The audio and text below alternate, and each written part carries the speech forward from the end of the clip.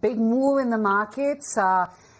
You are seeing everything from banks to NBFCs to autos to white goods, staples. All of it is looking extremely cheery. Not like the weather, but yes, the market screen is definitely looking quite bright out there. But let's chat a little bit more. We've got Hiren Ved, Director and Chief Investment Officer, Alchemy Capital Management, joining in on the show right now. Hiren, gloomy skies, but extremely bright market. I don't think the markets could have asked anything more than the Independence Day bonanza by the PM, right?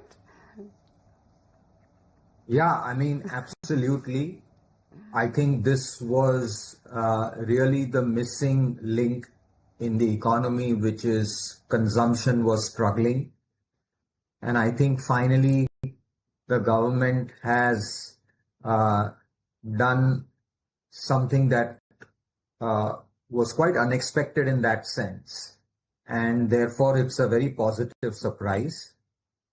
And, while the actual rates are not out, but I think between the 1 trillion of tax cuts in the budget and maybe somewhere between 1.25 to 1.75 trillion of this consumption stimulus, I think means something very substantial from an overall stimulus. So I think you now have both monetary and fiscal policy, which is substantially pro-growth.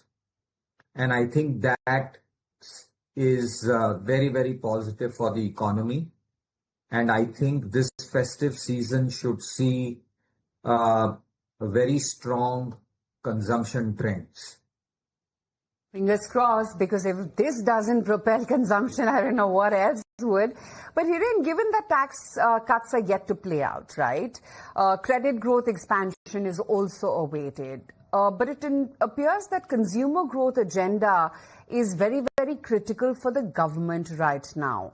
As an investor, how are you to read into this? Because consumption, staples was a very under-owned segment in the market. The market has always been fancied by defense, BFSI, even autos to some degree. Do you take a complete rejig? Because investors in that sense have been completely caught unaware, right?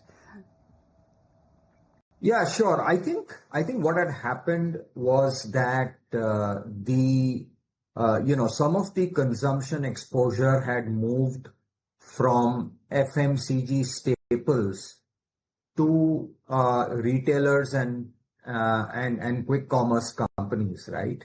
Because actually they were growing faster than the staples companies. And I think that's not likely to change in my view. So while staples will benefit, but I think a leveraged play on staples is actually to buy the quick commerce and the large big box retailers. I think they should benefit significantly from the volume growth that will ensue as a result of the tax cut. So I think the entire basket should do well in my view.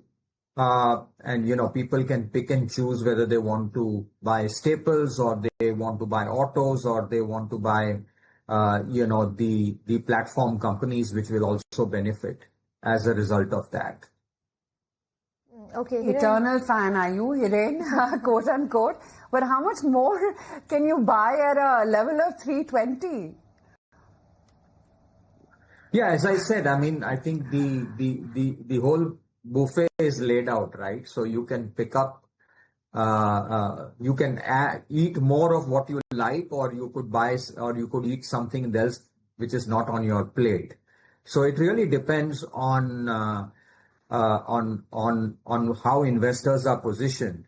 But I still believe that there is a significant upside to the platform companies because I think that they are clearly a derivative of growth on top of FMCG growth. So, I think the whole ecosystem should benefit as a result of this. That's the take on some of those quick commerce giants. Hiren, hi, morning. Just want to flag off some of the unexpected positive things that we've seen in the recent past, and they've been quite a lot. First, that RBI bazooka coming in, the tax cut from the budget, and now this GST fillip. Would it now be safe to say that at least on the consumption or even in terms of overall macros, there are only good days that lie ahead?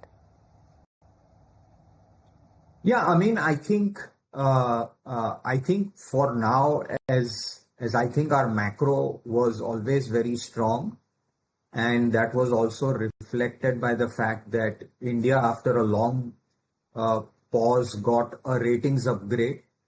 I think we wouldn't have got a ratings upgrade if our macro was not strong, right? So I think other than exports, where there is a little bit of cloud because of the trade and tariff uncertainty, I think what the government has done is very smart, which is that you strengthen the domestic economy, you strengthen your domestic consumption, and that should blunt, some of the impact of slower exports that might ensue as a result of the additional tariffs that have been put on India.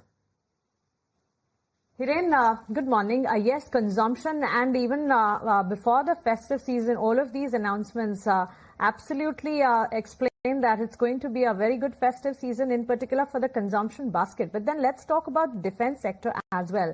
And the government has always been watchful about the development of the defense sector. And in his speech, Prime Minister Narendra Modi, on the occasion of 15th August, he did talk about Mission Sudarshan Chakra, which is planning to develop indigenous aerial defense system by 2035.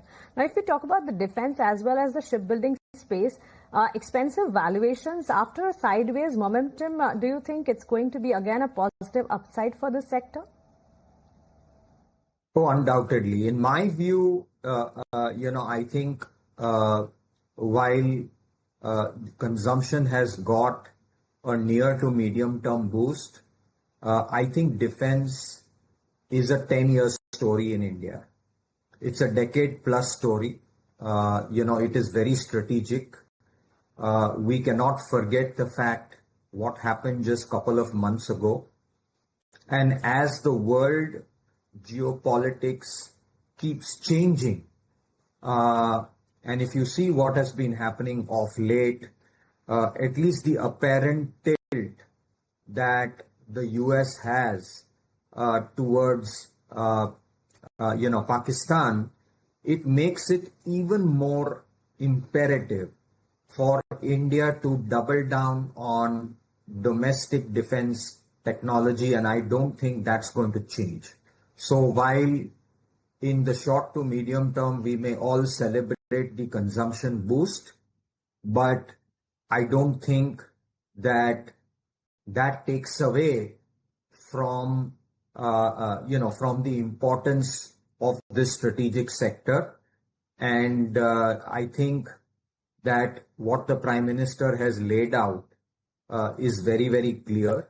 I think defense spending will continue to rise, and more importantly, domestic defense capabilities will have to be built at an even faster pace than what we've done in the last couple of years. So we're still very, very bullish on defense. Right. Okay, Hiren, so you've got defense, you've got banks, NBFCs, you've got the food aggregators. What else in the buffet? I think if one more thing that the Prime Minister mentioned was semiconductors, right? And therefore, I believe that another ecosystem which is likely to accelerate and grow, in fact, to some extent will also benefit, is the EMS sector. I know there have been some recent accidents there, but again, if you look at the long-term strategic direction of where India wants to be, I think there will be significant investments in the entire semiconductor ecosystem. And therefore, all players who are likely to benefit from this? Is also, like defense, going to be a very, very strategic sector? And I think one of the things that the government is now doing is that with the thaw in relationship with China, you could see more FDI and joint ventures happening in semiconductors and EMS space in India. And that should accelerate the build out. So that's another sector which I believe should grow multifold even from here. The base is still relatively small in absolute numbers, but I think there is a long runway for growth. Sure. But Hiren, what about the remainder of the fiscal year? You know, you've got a government which will do whatever it takes to try and spur consumption, and the economy is in good hands. But the big question mark still remains on tariffs, right? You don't know how that story is going to play out. Any return expectations for the remainder of the year at an index level? I have no doubt that we are, with or without tariffs being resolved. Eventually, I think it will be resolved one way or the other. I know it's a little bit of an irritant, but I don't think that it is something which is very significant. My sense is that we should be able to take that. Maybe some sectors will be more impacted than others, and I think the government will look at helping some of those sectors fiscally to manage the tariff situation. But I have no doubt in my mind that Nifty should hit a new high before the end of the calendar year. Optimistic on that front, Hiren. That sounds very good and very cheerful, and we're all hoping for that. So fingers crossed as well on that note. But also want to understand a little bit more on the healthcare space. Now, this is something that you've liked, and we've heard in PM's speech that he's pushing for affordable medication and healthcare back home. And now, obesity control. Oh, well, yes. I almost thought he was hinting towards GLP-1 intake. Well, yes, so those are some key themes on the healthcare front that we've noticed. And Hiren, while this is all sentimentally positive for the consumer, what impact do you think this is going to have on the players that operate in those sectors? Do you think price cuts or maybe some government compensation? How do you think this whole affordability angle in healthcare is going to play out? I think on the healthcare side, my view is that the best way to play it is through the hospital sector, right? Because we have seen that post-COVID, the sector has done phenomenally well. India is still massively underpenetrated. And I think there is significant improvement in margins and return profile. And there is a lot of investments that is required in this sector. And this sector holds a lot of promise. You mentioned about, healthcare costs. I think the government is always focused on, with the various programs that they have, to improve access to generic medicines, to people at the bottom of the pyramid through the Jan Aushadhi scheme and so on and so forth, which means that, at least the general generic medicines should be available at affordable prices. But I think in general, health insurance and hospitals are a better way to play the healthcare sector at this point in time in Hiren, while we are talking about all of these positives, one concern at present is the export slowdown. What measures can drive domestic growth to offset weaker exports, and at the same time, can consumption and government spending fully cushion this export slowdown? So again, I think that, that's one area of challenge. We will have to wait and see what the government does, but I think the government has indicated that they would want to help some of the sectors fiscally,